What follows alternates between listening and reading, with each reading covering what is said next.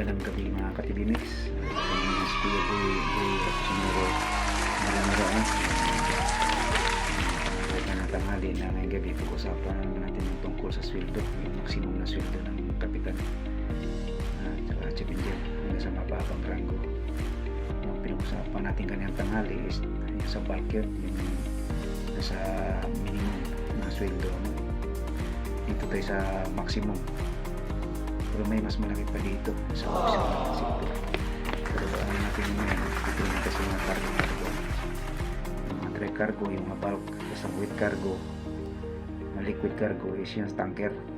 Ito na generalize ko na lahat kasi maraming tanker, yung klaseng tanker, may LNG, may LPG, may crude, may fish product, may oil tanker, may basta maraming klaseng tanker, pero ito generalize ko na tanker ang pag-usapan natin yun. Sa lahat kasi ng quad cargos, itong with itong liquid tanker ang pinakamataas. Kapit siguro excited na tayo sa tingin gabi excited siguro kayo kung gaano kalaki talagang sweldo ng kapitan at yan hanggang sa pinakamababang rango sa tanker. Okay, bago lang kayo sa channel ko, subscribe nyo ang channel ko. Pinot na yung bell para ma-update kayo sa mga bago kong i-upload na mga videos. Tsaka tulong na rin sa channel ko dahil baguhan lang talaga. Yun, ang topic ngayon ngayong gabi is yung sweldo nga ni kapitan tsaka ni chief engineer. Yan, yung pinakamataas sa barko, nasa pinakamababa. Kagaya sa mga sinasabi ko mga katibimix, ang sweldo ni kapitan at saka ni chief engineer is magkalayo yan. So mas lang mga sa college kapitan ng around 300 to 400 US dollar gross salary. Tapos yung official naman, official sa makina, engine tsaka sa deck is magkaparehas din mga yan. Umpisa natin sa sweldo ni kapitan tsaka ni chief engineer sa linggo. Yan, sweldo pa lang yun, kapit muna, kapit hawak sa hawakuan, baka malaglag kayo sa laki ng sweldo. Umpisa natin kay kapitan tsaka chief engineer. Yung sweldo nila nagre-range sila sa 12,500 to 3,000 US dollar ang month. Ika natin yun. Ang ika ng engineer is nasa 50. Ika natin yun, naglalaro sila mga 600,000 monthly. Ganun kalaki ang sweldo ng mga ito pa ko na mamaya, bali i-screenshot ko lang. I-screenshot ko, i-upload ko naman sa video ko. Tapos usapan natin yung pangalawang posisyon sa makina sa deck. Yan. Kaya nga kasi sinasabi ko, dapat sila magkalibre ng sweldo.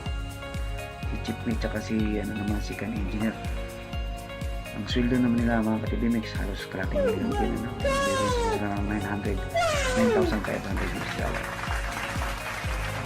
hanggang 10,000. Yun lang ganun kalaki ang sweldo nila yan. Tapos yung pangatlo sa sa taas, kasunod ni chief officer, chief mate tsaka ni second engineer is si second mate third engineer. Yun silang magkalibre sa sweldo. Yun naman, ang sweldo naman itong dalawang officer nato ni second mate tsaka ni third engineer is nasa 4,700 to 5,000 yes, ang sweldo niya. Kalaki ng sweldo naman katibimix, hindi basta-basta. Tapos yung pang-apat sa pisto, yung susunod ni second mate kasunod ni third engineer is si fourth engineer tsaka si third mate. Yun, ang sweldo naman ng mga to is nasa 3,700 to 4,000 monthly.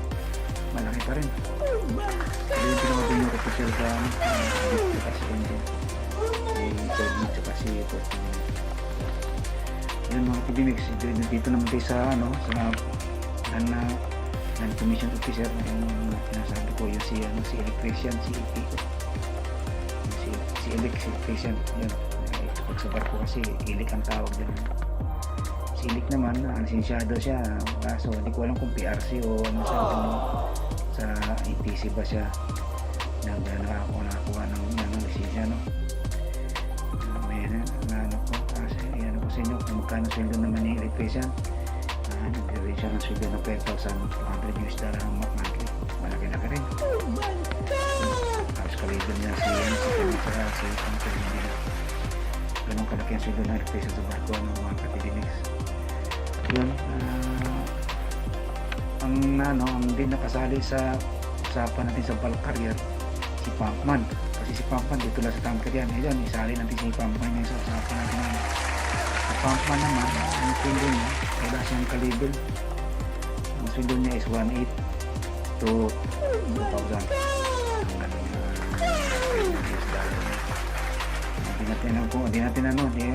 Dito kasama overtime nito. Ano to ay yung basic na sweldo nila. Hindi kasali overtime. Sa bracket sa sweldo, sa mga ratings, si Boson, si Bukyo, si Mayor, Tito, saka si Peter o Wilder, sila yung magkalibel sa sweldo. Ang sweldo naman nila is nagagay sa 2,000 hanggang $2,200 monthly. Meron pa mas mataas dyan, mga super. Kasi yun, hindi ko maganda i-proving ko sa inyo. Pipicturean ko yung meron akong na-screenshot sa panyan. Makukuha mo yan, makikita mo yan sa seamanshop.com, dyan sa website ng mga seaman. Dyan makikita mo yung mga tawag nito, hiring tsaka yung salary. Yung ibang agency kasi hindi nagre-reveal ng details naman, pero meron din nagbibigay ng details sa sweldo.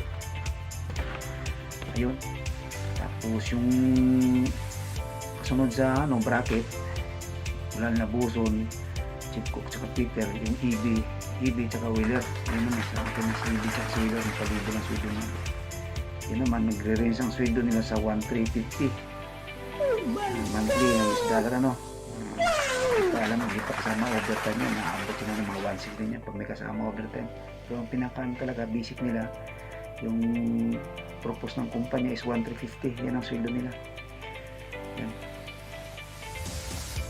Tapos yung kasunod ni EB tsaka ni Wheeler, si US saka si Wiper naman. Yan. Si US, ordinary seaman, yung EB, Uigol Bad Seaman, timonel sa barko, Wheeler, tapos ordinary seaman, US saka si Wiper. Yan.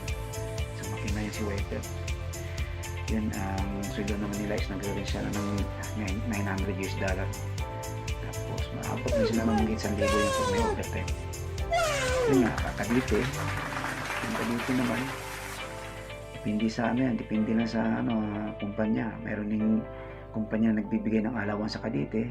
Yan nga, sinasabi ko, yung mga nasakyan ko dati, sa running diesel pa ako, meron silang $200 to $300 monthly ang allowance nila.